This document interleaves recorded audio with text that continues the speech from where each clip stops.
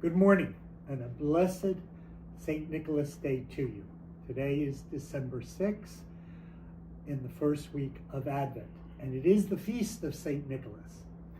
And as I found out in Italy, there are like 3 Christmas feasts that the children all enjoy. One is about St. Nicholas, the other is Father Christmas, and then in January there is La Befana. And each of them have a special part in the Christmas story. St. Nicholas was a bishop in what is today Turkey, in a small region called Myra, and there is reason to believe that he participated at the Council of Nicaea. But he is also known for saving children from either death or from slavery, and therefore St. Nicholas is the patron saint of children, and especially in today's society where human trafficking has once again raised its evil head, he also protects children that find themselves being trafficked around the world. And I think we should be very mindful of this, especially since I read in the press that 2 major human trafficking circles were broken this week in the state of New Jersey. So we're not talking about something outside in the Middle East or in Africa or Asia. It's happening in our own backyard. And so we must remain vigilant. But a happier moment on St. Nicholas is maybe today, it's a little late to do it the night before, but have some sweets or maybe some fresh fruit ready for your children when they come over to visit or they come home from school. With Advent, we have the new liturgical year, and it is a time of preparing for the coming of Christ. We prepare our homes for the first coming when he was born in Bethlehem, but we also prepare it for the second coming. We look forward to Jesus coming a second time in glory. We also look for Jesus coming to us through the sacraments, through his word, and through his church. And so this is so important that we are mindful of the sacredness of this period. One of the ways we can do this is the Advent wreath, which many of you already have in your home. The other is through the Jesse tree, which is a way of cutting out beautiful ornaments that are symbols of the prophecy of the Messiah found in the Old Testament. And next week, maybe we'll have a Jesse tree here and I can point out a few of those symbols. This Advent, though, leads us into a very special time. 2025 has been proclaimed a holy year by our Holy Father, Pope Francis.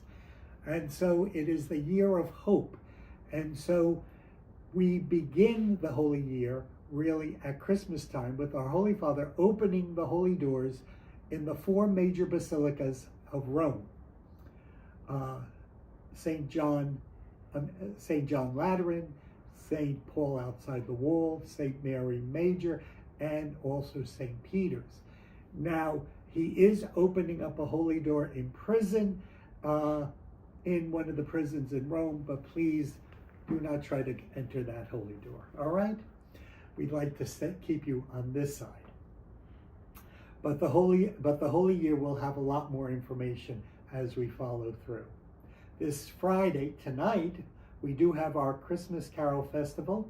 It's at 7:30 in Dentisi Hall. And if you are planning on coming, please invite someone who has been away from Mass for a while. It's a soft tool of evangelization, of inviting people to come back to church. There's really no homily. There's a few reflections, but no homily, and definitely no collection. But there's a lot of singing of favorite Christmas carols. On Monday, December 9th, we have the observance of the Immaculate Conception of our Blessed Virgin Mother, and that is a holy day of obligation. Masses will be available at 7 and 9 in the morning, and then at 7 p.m. At each Mass, there will be an availability to receive a miraculous medal made possible by a wonderful donation by an individual. And so please stop by to celebrate this mystery of our faith, as well as receive a medal of our Blessed Lady.